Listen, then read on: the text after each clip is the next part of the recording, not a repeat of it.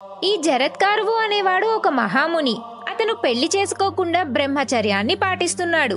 ఒకరోజు ఆ జరత్కారువు ఒక నది దగ్గరకు వెళ్ళినప్పుడు అక్కడ ఒక చెట్టు కొమ్మకు వేలాడుతున్న కొంతమంది ఋషులను చూసి ఆశ్చర్యపోయాడు. అప్పుడు జరత్కారువు ఆ ఋషులతో, ఓ మహాత్ములారా, ఇదేమి రకమైన తపస్సు, ఎందుకిలా వేలాడుతున్నారు అని అడిగాడు. దానికి సమాధానంగా ఆ ఋషులు జరత్కారునితో, అయ్యా, మా వంశంలో జరత్కారువు అనే పాపకర్ముడు ఉన్నాడు. వాడు పెళ్లి చేసుకొని సంతానం కాని మా వంశాన్ని వృద్ధి చేయడం లేదు. అందువల్ల వాడి తాత ముత్తాతలమైన మాకు ఉత్తమ గతులు లభించలేదు. వాడు మీకు కలిస్తే వెంటనే వివాహం చేసుకొని మాకు ఉత్తమ గతులు కల్పించమని చెప్పండి అని చెప్పారు. వారి మాటలకి జరత్కారువు సిగ్గుపడి, ఓ మహాత్ములారా, ఆ పాపకర్ముడైన జరత్కారువును నేనే. ఇప్పటిదాకా నాకు పెళ్లి చేసుకోవాలని ఆసక్తి లేదు, కానీ మీ అవస్థ చూసిన తరువాత పెళ్లి చేసుకోవాలని అనుకుంటున్నాను. మీకు తప్పకుండా ఉత్తమ గతులు కల్పిస్తాను. కానీ నాకు నా పేరు గల కన్యనే వివాహం చేసుకోవాలనే కోరిక ఉంది. కావున ఆ పేరుగల కన్యని వెతికి పెళ్లి చేసుకుంటానని చెప్పి వెళ్లిపోయాడు. కానీ ఎక్కడ వెతికినా తన పేరుగల కన్య అతనికి కనపడలేదు.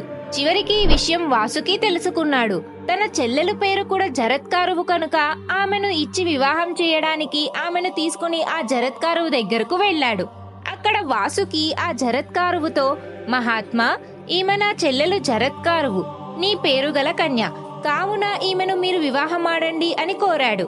దానికి ఆ జరత్కారువు ఒప్పుకున్న తర్వాత వాసుకి వారిద్దరికీ వివాహం జరిపించాడు. మొదటి రోజు రాత్రి జరత్కారువు తన భర్త వద్దకు వెళ్ళింది. అప్పుడు జరత్కారువు తన భార్యను చూసి, నువ్వు నాకు ఎప్పుడూ ప్రేమగానే మసులుకోవాలి. ఎప్పుడైతే నువ్వు నాకు కోపం వచ్చేలాగా నడుచుకుంటావో ఆ రోజే నిన్ను విడిచిపెట్టి తపస్సుకు వెళ్ళిపోతాను అని చెప్పాడు. దానికి అతని భార్య ఒప్పుకొని ప్రతిరోజు ఏ ఒక్క పొరపాటు కూడా లేకుండా భర్తకు సేవ చేస్తూ ఉంది. కొంతకాలానికి జరత్కారువు గర్భం ధరించింది. ఒకరోజు జరత్కారువు నిద్రపోతూ ఉన్నాడు. సాయంత్రం అయ్యి సంధ్యావందనం చేసే సమయం దాటిపోతూ ఉంది. అందుకని జరత్కారువు తన భర్తను నిద్రలేపింది. దాంతో భర్తకు కోపం వచ్చి, ఎందుకు నిద్రలేపావు అని భార్యను ప్రశ్నించాడు. దానికి అతని భార్య జరత్కారువుతో, తమరు సంధ్యావందనం చేయాలి కదా, అందుకని నిద్రలేపాను అని బదులు చెప్పింది. అప్పుడు జరత్కారువు తన భార్యతో, నువ్వు నన్ను నిద్ర నుండి లేపి నన్ను అవమానించావు. మనము ముందే అనుకున్న దాని ప్రకారం నేను నిన్ను వదిలిపెట్టిపోతున్నాను.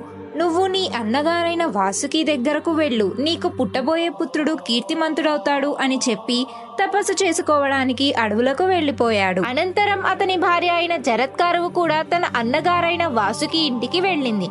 కొంతకాలానికి ఆమెకు ఆస్తికుడు అనే కుమారుడు జన్మించాడు. ఆ ఆస్తికుడు పెరిగి పెద్దవాడయ్యి చవ్యునుడి కుమారుడైన ప్రమతి వద్ద సమస్త విద్యలు అభ్యసించాడు. ఇదిలా ఉండగా ఉదంకుడనే మహాముని హస్తినాపురాన్ని పరిపాలిస్తున్న జనమేజయుని వద్దకు వెళ్లి, ఓ మహారాజా, తక్షకుడు మీ తండ్రి గారైన పరీక్షిత్ మహారాజును దారుణంగా చంపాడు అని చెప్పాడు.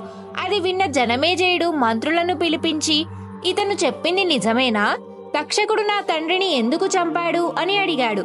దానికి మంత్రులు ఇలా చెప్పసాగారు, మహారాజా, అర్జునుని కుమారుడు అభిమన్యుడు, అభిమన్యుడి భార్య ఉత్తర, ఆ ఉత్తర అభిమన్యులకు జన్మించిన వాడు పరీక్షిత్తు, అంటే మీ తండ్రి గారు. ఆ పరీక్షిత్ మహారాజుకు వేట అంటే ఇష్టం. ఒకరోజు పరీక్షిత్తు వేటకు వెళ్లి ఒక మృగాన్ని చూశాడు. దానిని తరుముతూ చాలా దూరం వెళ్ళాడు.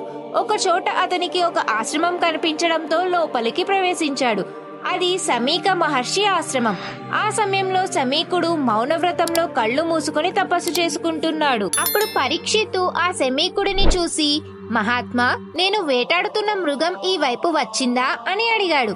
మౌనవ్రతంలో ఉన్నందువలన సమీకుడు జవాబు చెప్పలేదు. దానికి పరీక్షిత్తుకు కోపం వచ్చింది. అప్పుడు పక్కనే పడి ఉన్న ఒక చనిపోయిన పామును తీసి సమీకుడి మెడలో వేశాడు. తరువాత హస్తినాపురానికి వెళ్లిపోయాడు. ఇదంతా సమీకుడి శిష్యుడైన కృసుడు చూశాడు. ఆ సమయంలో సమీకుడు పుత్రుడైన శృంగి ఆశ్రమంలో లేడు. దాంతో వెంటనే కృసుడు వెళ్లి శృంగికి జరిగినదంతా చెప్పాడు. అది విన్న శృంగికి చాలా కోపం వచ్చింది. ఎక్కడో అరణ్యంలో తపస్సు చేసుకుంటున్న నా తండ్రిని అవమానించిన పరీక్షిత్తు ఈ రోజు నుండి 7 రోజులలోగా తక్షకుడు అనే సర్పరాజు చేత మరణించుగాక అని శాపం ఇచ్చి ఆశ్రమానికి వెళ్ళాడు. తన తండ్రి మెడలో ఉన్న చచ్చిన పామును తీసివేశాడు. తరువాత శృంగి జరిగినదంతా తన తండ్రికి చెప్పాడు. దానికి శమీకుడు చాలా బాధపడి, కుమారా, కోపము అన్ని అనర్థాలకు మూల కారణం. అందుకే బ్రాహ్మణులకు కోపం తగదు అని అంటారు. మనం ఇలా ఏ భయం లేకుండా క్షేమంగా తపస్సు చేసుకుంటూ కాలం గడుపుతున్నాము అంటే దానికి కారణం ఆ రాజులు మనకు రక్షణ కల్పించడం వల్లనే కదా. పైగా ఆ పరీక్షితు సామాన్యమైన రాజు కాదు, ధర్మరక్షకుడు. ఆకలికి దప్పికకు ఆగలేక విసుగులో ఆ పని చేశాడు. దానికి నువ్వింత ఘోరమైన శాపం ఇవ్వాలా? వెంటనే ఆ శాపాన్ని ఉపసంహరించుకో అని చెప్పాడు. దానికి శృంగి ఒప్పుకోలేదు. తన శాపానికి తిరుగులేదన్నాడు. వెంటనే శమీకుడు తన శిష్యులలో గౌరముఖుడు అనే వాడిని పిలిచి, నీవు వెంటనే పరీక్షిత్ మహారాజు వద్దకు వెళ్ళు, జరిగిన విషయం అంతా చెప్పి ఈ ఆపద తొలగే ఉపాయం చేసుకోమని చెప్పు అని చెప్పి పంపాడు. తరువాత గౌరముఖుడు పరీక్షిత్ వద్దకు వెళ్లి జరిగినదంతా చెప్పాడు. అదంతా విని పరీక్షితు చాలా బాధపడ్డాడు. శృంగి శాపానికి భయపడి దానిని నివారించే ఉపాయం ఆలోచించమని మంత్రులను అడిగాడు. తరువాత వారి సలహా మేరకు ఒక ఎత్తైన ఒకే స్తంభం గల మేడ కట్టించుకొని అందులో మంత్రులతో సహా నివసిస్తున్నాడు. మంత్ర తంత్రాలు తెలిసిన వాళ్లను, విషాన్ని హరించే వైద్యులను తన దగ్గర ఉంచుకున్నాడు. ఇదిలా ఉండగా పాములన్నీ లోకానికి హాని చేస్తున్నాయి అని తెలుసుకున్న బ్రహ్మదేవుడు పాముల విషం చేత మరణించిన వారిని తిరిగి జీవింపచేసే విద్యను కశ్యపుడికి ఉపదేశించాడు. తరువాత కశ్యపుడు పాము కాటుతో మరణించబోయే పరీక్షితును రక్షించడానికి బయలుదేరాడు. తక్షకుడు కూడా శృంగి ఇచ్చిన శాపాన్ని అమలు చేసేందుకు బయలుదేరాడు.